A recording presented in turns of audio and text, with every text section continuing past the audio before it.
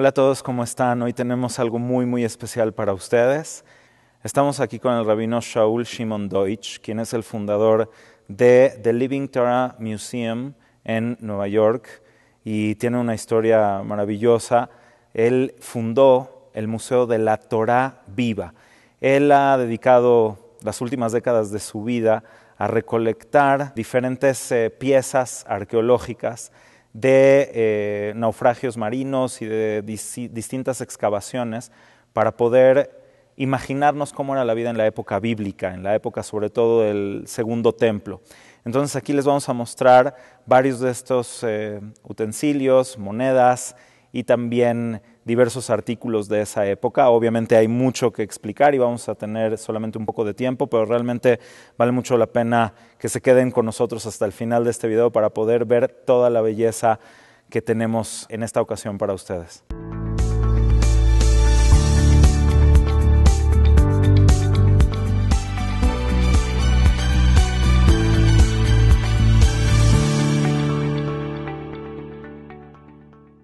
De los artículos más importantes que podemos encontrar acá, yo diría que es esta jarra de aceite. Ahora que estamos en el mes de Kislev y nos acercamos a Hanukkah, esta jarra de aceite es exactamente el tipo de jarra que se utilizaba en el templo de Jerusalén para guardar el aceite. Y lo más interesante de todo es que viene, bueno, este sello no es de esta jarra, pero este sello es el tipo de sello que se utilizaba para guardar lo que aquí había adentro.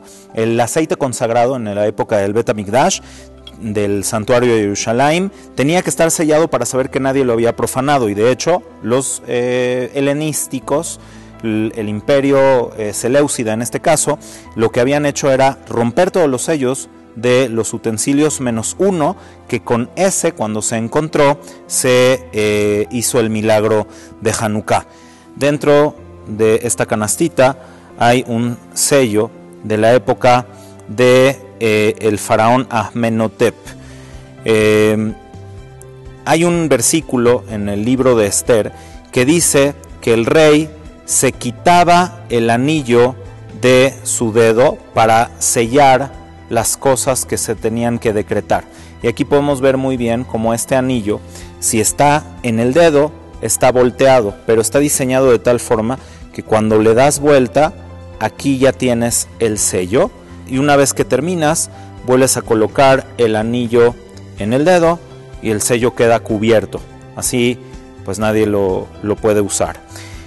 Esta Hanukkah que tengo aquí en mis manos es la Hanukkah más antigua que se ha encontrado. La historia de esta Hanukkah es muy interesante porque en 1967 nadie quería vivir en la ciudad antigua de Jerusalén porque había todo el tiempo peligro de muerte, siempre había batallas, acababa de ser la guerra de 1967 y pues una persona se arriesgó y compró una casa ahí. Excavó hacia abajo para hacer pues un sótano para tener una bodega y descubrió una casa de 2000 años justo debajo de su casa y ahí encontró este objeto. Es una Hanukkah que tiene 60 años, solo 60 años después del milagro de Hanukkah se hizo esta Hanukkah con 9 orificios para 8 noches de Hanukkah. Por aquí se ponía el aceite y aquí salían las 9 mechas. ¿Cómo sabemos que esto data de esa época? Porque se le hizo un análisis con luz, con fotones, para determinar en qué año fue horneada la pieza de barro, y esto data de aproximadamente entonces unos 170 años antes de la destrucción del Segundo Templo, 60 años después del milagro de Hanukkah. El milagro de Hanukkah ocurrió cuando los macabeos finalmente lograron expulsar al imperio seleucida, griego seleucida, de la tierra de Israel, y trataron de encontrar un jarro, un cántaro de aceite que no estuviera profanado, que no estuviera abierto, para poder encender la menorá. Solo encontraron uno, y este cántaro de aceite, el aceite que contenía, solamente podía durar una noche. Sin embargo, el milagro fue que encendió 8 noches, y por eso tenemos los 8 orificios de la menorá de Hanukkah, la lámpara de Hanukkah, más un noveno orificio que se prendía porque la luz de la Hanukkah es una luz consagrada, y para no tener provecho de esa luz consagrada se prendía una novena vela que entonces sí podía llegar a utilizarse. Este objeto consagrado, sagrado, porque fue utilizado para cumplir una mitzvah hace más de 2000 años, es realmente muy especial, y tengo el privilegio de poder tenerlo entre mis manos y mostrárselo a ustedes explicando su significado. Aquí en esta cajita tengo varias monedas de la época del Segundo Templo, de la época helenística y de la época romana. Acompáñenme a ver cada una de ellas. Vamos a comenzar con esta moneda que es extremadamente especial. Este es un shekel, vamos a llamarle un tetradracma, porque es equivalente al tetradracma que hizo Bar Kokhba. Esta moneda es muy especial porque tiene las 4 especies de Sukkot. Tiene el ulab, una arabá, un hadas y un etrog. Y el etrog está ahí muy chiquito, pero se alcanza a ver perfectamente por su forma muy especial. Y del otro lado tiene la entrada del templo sagrado de Jerusalén. Obviamente en la época de Bar Kokhba el templo ya se había destruido. Se había destruido muchos años antes, en la época del emperador Vespasiano. Sin embargo, la intención de la revuelta de Bar Kokhba era volver a construir ese templo sagrado, y para alentar a la población mandó a hacer esta moneda de un tetradracma, equivalente a un tetradracma, que era la moneda más importante, y se puede ver dentro de la moneda la entrada del templo, y también se alcanzan a ver los querubines. Aunque en el segundo templo no había querubín, no había querubines, él esperaba traer la redención final y regresar también el arca sagrada junto con los querubines. Esta moneda es muy especial porque en ella podemos ver cómo era la entrada del templo sagrado de Jerusalén. Esta otra moneda es muy interesante porque fue hecha para conmemorar la destrucción de Jerusalén y el exilio del pueblo judío de Jerusalén. Esta moneda se llama Judea Capta. Aquí podemos ver claramente en latín la palabra capta. El sello no quedó completo, pero de este lado diría Judea. Judea, o sea, la nación judía o el pueblo de Judea, fue cautivado. Hay una mujer que está atada a una palmera, lo cual significa que Judea, la tierra de Judea, fue capturada y amarrada en señal de esclavitud. Hablando de la época de Hanukkah, tenemos aquí esta moneda que nos enseña al villano de la historia, Antíochos Epifanes. Este es un tetradracma, la moneda más común en el imperio helenístico. Aquí podemos ver claramente en el segundo renglón cómo está el nombre de este rey, Antíochoi.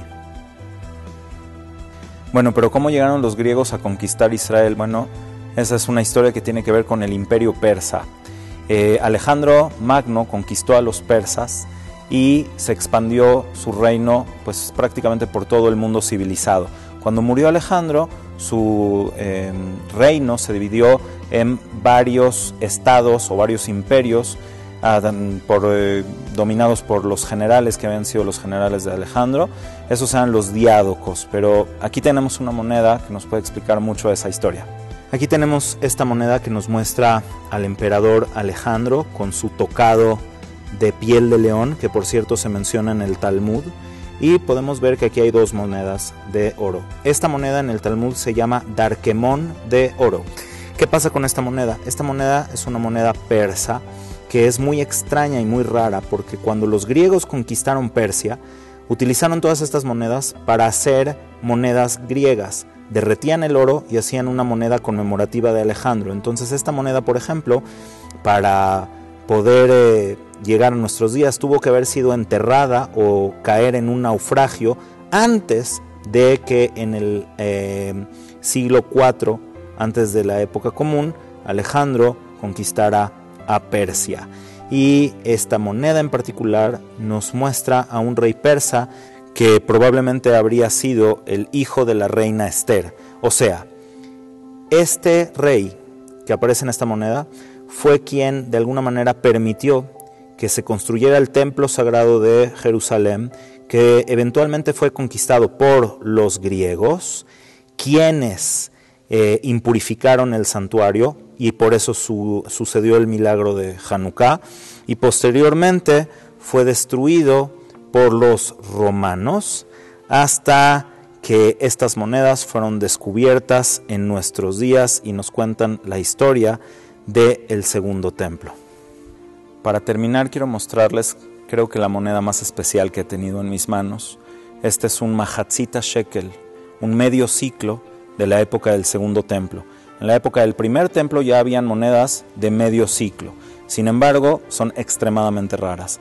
Estas, las monedas del segundo templo, que están escritas con letras de hebreo antiguo que les explicaré en un momento, realmente son muy extrañas también, no se encuentran y hoy tenemos la suerte de tener una de ellas y contar su historia.